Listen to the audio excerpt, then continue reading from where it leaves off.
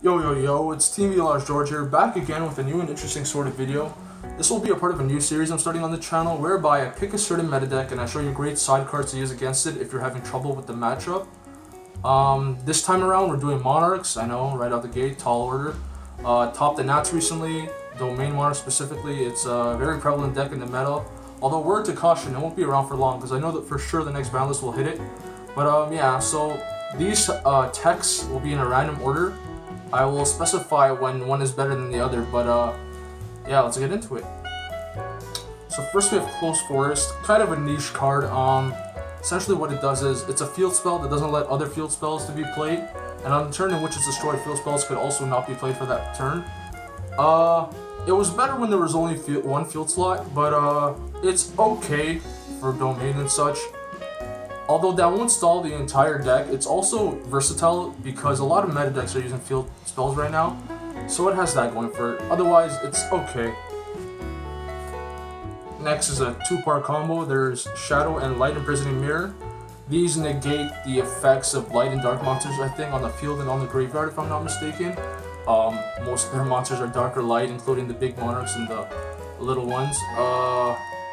Yeah, it essentially stops their plays, although it isn't as useful against the other variants of monarchs, such as the extra deck ones with Zolkin and such, so it's alright. Next is Macrocosmos, or D-Fissure alternatively if you don't have it. Basically benches every card that hits the graveyard. A lot of their effects happen in the grave, including Prime Monarch, Pantheism, Adia, and if they don't end up hitting the grave and get banished instead, then a lot of their plays are finito, so it's a good card if you can use it.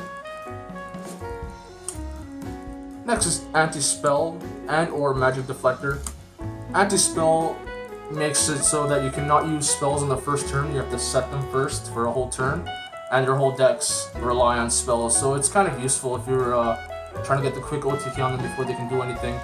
Alternatively, you can use Magic Deflector if you're very reliant on spells. Just for one turn you negate Quick Play, Field Spell, Continuous Spells, I think, and a lot of their cards use that, especially in the old Italy blue layer, red layer variant when Italy was being played. So yeah, you can use those. They're better than the rest. Goes and Match is good. Alternatively, Rivalry of the Warlords as well. Both of their monarchs, at least the main ones and the little guys, are different types and different attributes, so that'll stall their plays. Although nowadays they're playing against that with like that normal level 5 witch card and such, but I'm pretty sure it can work well against some variants.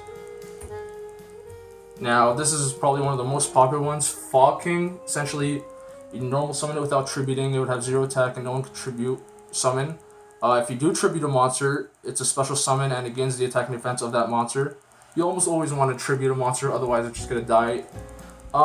In my opinion, compared to the next card that's coming that you guys probably already know, this is a little less like versatile in a way. I mean, one, it's not a quick effect or anything like that, so it's easy to take care of. Two, if you don't have a monster to tribute, it's going to be a 0/0, anything can get over it. But it has its uses.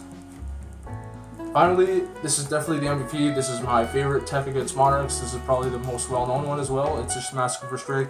The main reason why this is as good as it is because it's a trap. So let your opponent do plays, thinking they're going to go off, use cards, essentially put dead cards in their hand just to later use this and then stop their entire play.